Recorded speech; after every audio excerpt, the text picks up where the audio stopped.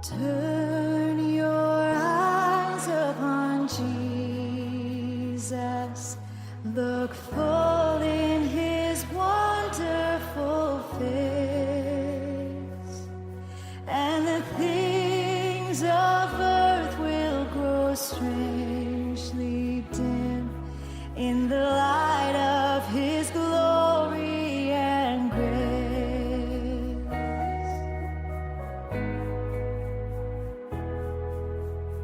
Turn your eyes to the hillside where justice and mercy embrace. There the Son of God gave his life for us, and our measureless debt was erased. Jesus, to you we lift our eyes. Jesus, our glory and our prize. We adore you, behold you, our Savior ever true. Oh Jesus, we turn our eyes to you.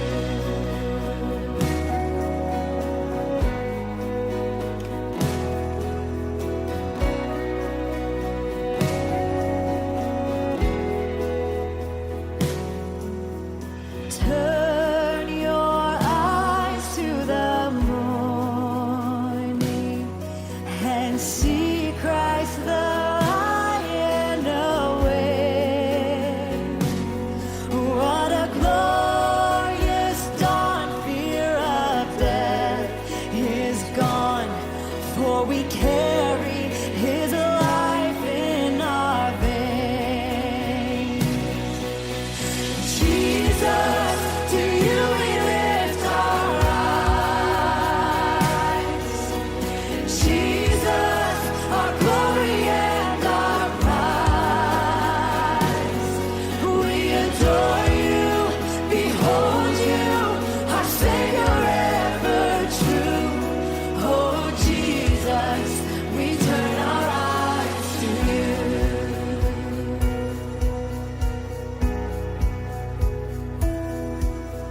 Turn your eyes to the heavens. Our King will return for his own. Every knee will bow, every tongue will shout, all glory to Jesus alone. Jesus, to you we lift our eyes. Jesus, our glory and our prize. We adore you, behold you, our Savior ever true. Oh Jesus, we turn our eyes to you. Jesus, to you we lift our eyes. Jesus, our glory and our prize. We adore you, behold you, our Savior ever true. Oh Jesus, we turn our eyes to you. Oh Jesus, we turn our eyes to you.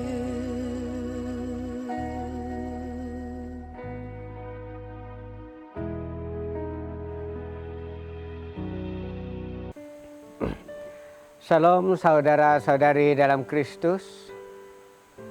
Penyerasi mandis Tuhan Yesus Kristus, penyerindu tepak, keindi tong roh, kudus aginga soprongan. Dalam program A Moment with Jesus seri ke-27 ini, saya hanya ingin berkongsi surat Paulus kepada orang-orang Hebrew, yaitu Nyegura ka Yesus. Mari kita berdoa. Isai pengenangku kepikir kiraku dok terima mai o tepak penyerindungku ngapa nebosku. Amin.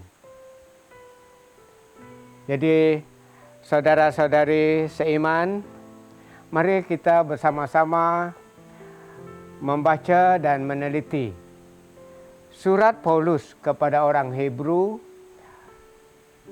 bab 12 mulai ayat 1 dan 3, yaitu fixing your eyes on Jesus Christ while running the race with endurance that is set before us.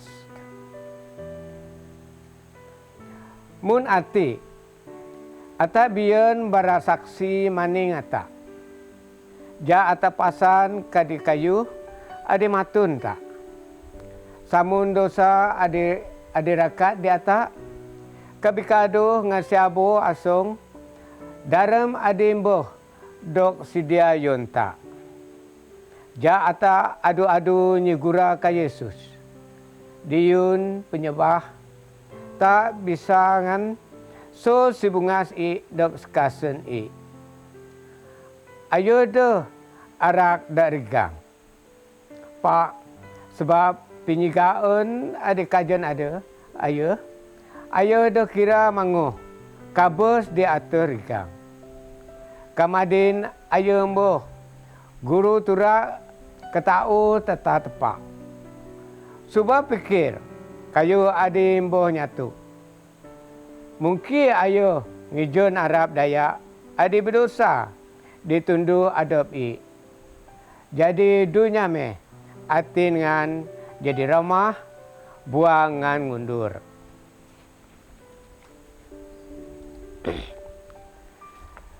Rekan-rekan seiman.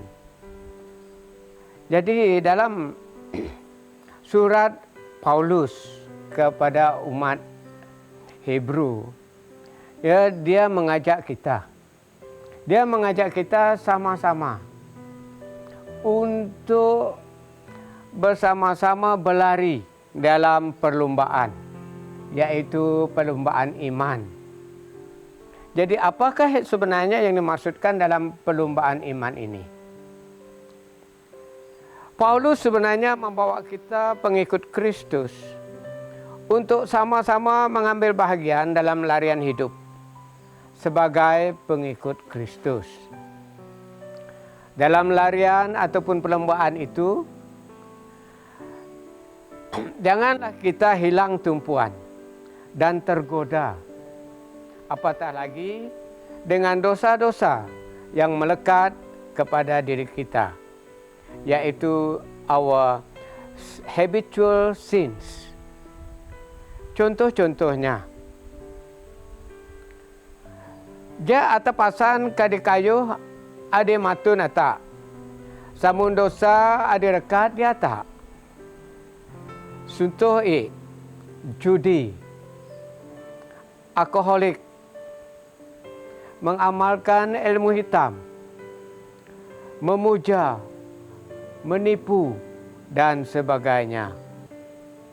Marilah kita menanggalkan semua beban dan dosa ini dan teruskan perlombaan kita seharian dengan tekun. Dalam ayat kedua, Yesus memberitahu kita dan Paulus menulis kepada umat Hebrew.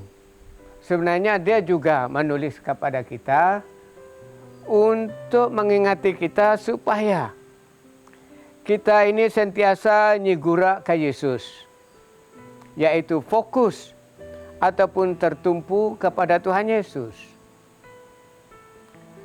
Kita wajib fokus kepada Yesus, sebab Yesuslah yang memimpin kita dalam iman.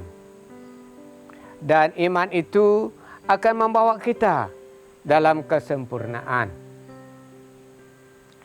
Saudara-saudari dalam Kristus, ini adalah larian sepanjang hayat. Semasa kita berlari. Kita diperhatikan oleh khalayak ramai. Dia beri laungan, dia beri sokongan. Itulah saksi-saksi yang diandaikan sebagai awan dalam Alkitab tadi. Jadi bermaksud kita ini diperhatikan. Kita tidak mampu untuk patah balik, pantang mengalah. Garis penamat sudah dekat. Oleh kerana itu, saudara-saudari seiman, jika kita tidak fokus ataupun tertumpu, maka terkeluarlah kita daripada hala tuju, ataupun terkeluarlah kita daripada trek dan sasaran, kita tak akan dapat tercapai. Berlari mesti sampai ke penamat. Seperti Yesus sendiri. Dia mengabaikan rasa malu, memikul salibnya. Sebab segala keperitan dalam larian itu akan mendapat ganjaran yang istimewa. Kita mesti mengambil contoh dan teladan daripada Tuhan Yesus. Apabila dia dimalukan, semasa dia diregang, dia disalib, dia menderita, dia dapat melawan malu. Sebab dia percaya bahawa di atas segalanya itu ada satu hadiah yang paling istimewa menantinya. Dan ternyata Tuhan Yesus telah tamat perlombaannya dengan jayanya. Dan hadiah istimewanya ialah dia sekarang duduk di sebelah kanan tahta Bapaknya di syurga. Rakan-rakan seiman, Paulus juga mengajak kita untuk seketika merenung bahawa Tuhan Yesus itu tabah dalam deritanya. Bila orang-orang berdosa memusuhinya. Jadi marilah kita memperkuatkan diri dan jangan menjadi lemah. Dalam perlombaan ini, rakan-rakan seiman, kita mesti mempunyai kepercayaan yang kukuh. Duniawi adalah beban, penghalang utama kita. Maka haruslah kita tinggalkan duniawi untuk mendapatkan surgawi. Dan kita membuang segala dosa-dosa yang melekat kepada diri kita. Semua beban penghalang kepada kematangan rohani mesti kita tinggalkan kalau kita hendak mendapat hadiah yang lumayan. Saya ingin berkongsikan sesuatu. Dalam perlombaan ini, Tuhan Yesus mengajak kita. Dan Tuhan itu amat bijaksana. Dalam lombaan ini, dia menyediakan hadiah yang sama. Dia tidak menghadkan masa untuk kita berlomba. Trek yang mencabar, penuh dengan dugaan dan ranjau. Jarak yang akan kita lalui adalah sama. Dan ianya tidak seperti kita berlomba seperti di sekolah. Ada kategori A, lelaki, B, perempuan dan sebagainya. Bagi perlombaan rohani, pesertanya adalah terbuka. Dan di antara peserta itu ialah kita sendiri. Termasuk anda semua. Jadi kategorinya adalah bebas. Inilah perlombaan yang luar biasa. Kita untuk menjalani trek-trek yang ini. Treknya juga ada yang mudah dan ada yang susah. Ada yang dibagikan Tuhan trek yang licin. Dia dapat sampai. Dan ada juga dibagikan Tuhan trek yang mempunyai ranjau untuk diatasi. Namun, tujuannya adalah untuk sampai ke penamat, garisan penamat. Dia tak ada hadiah. Siapa nombor 1, siapa nombor 2, siapa nombor 3. Dia tidak ada emas, perak ataupun gangsa. Hadiahnya ialah sama. Asalkan kita sampai di garisan penamat, hadiahnya menanti kita. Maka rakan-rakan seiman, marilah kita berlatih dari sekarang. Marilah kita buat persiapan. Persiapan rohani, persiapan jasmani. Sebab untuk membuat larian kerohanian, rohani saja tidak dapat menolong kalau kita tidak ada jasmani. Jadi ianya penting. Marilah kita berlari untuk menang dan tidak berpatah balik. Kita perlu ketekunan, lasak, wajah, sabar, endurance, perseverance, dan persistence. Saya percaya, rakan-rakan seiman, inilah ranjaunya dan inilah perlombaan yang akan kita lalui. Jadi kita harus fokus. Tumpuan kita tersandar kepada Tuhan Yesus. Sebab Tuhan Yesus itulah yang akan mengiringi kita dalam trek perlombaan ini. Kalau kita tersasar, Tuhan Yesuslah yang akan membawa kita balik ke trek yang betul. Asalkan kita mempunyai keimanan, asalkan kita mempunyai penyabar, asalkan kita mempunyai kepercayaan yang teguh terhadapnya.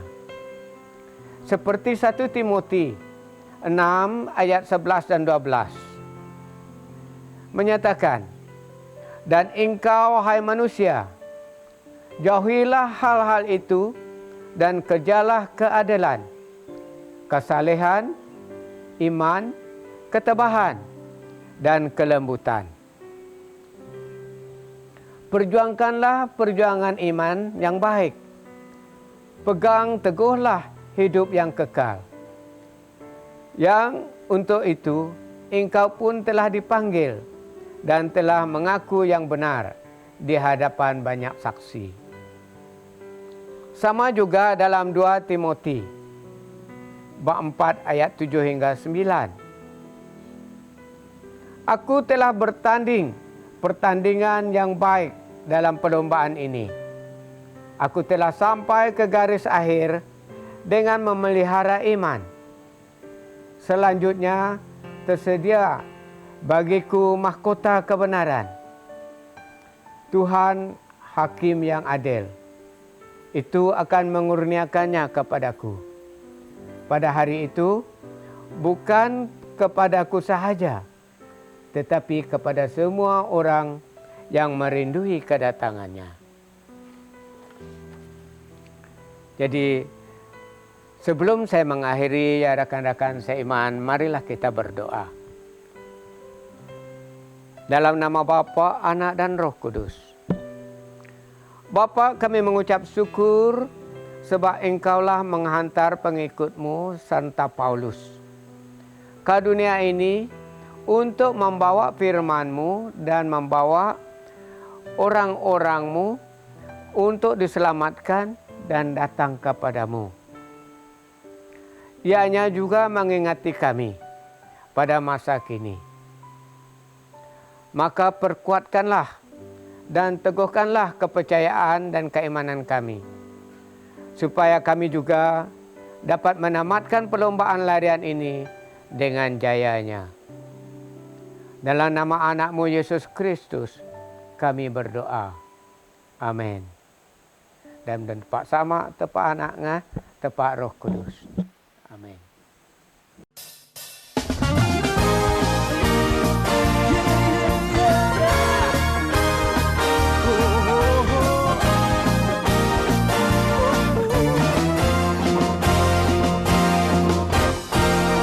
Tiada berkesudahan kasih setiamu Tuhan, selalu baru rahmat-Mu bagiku.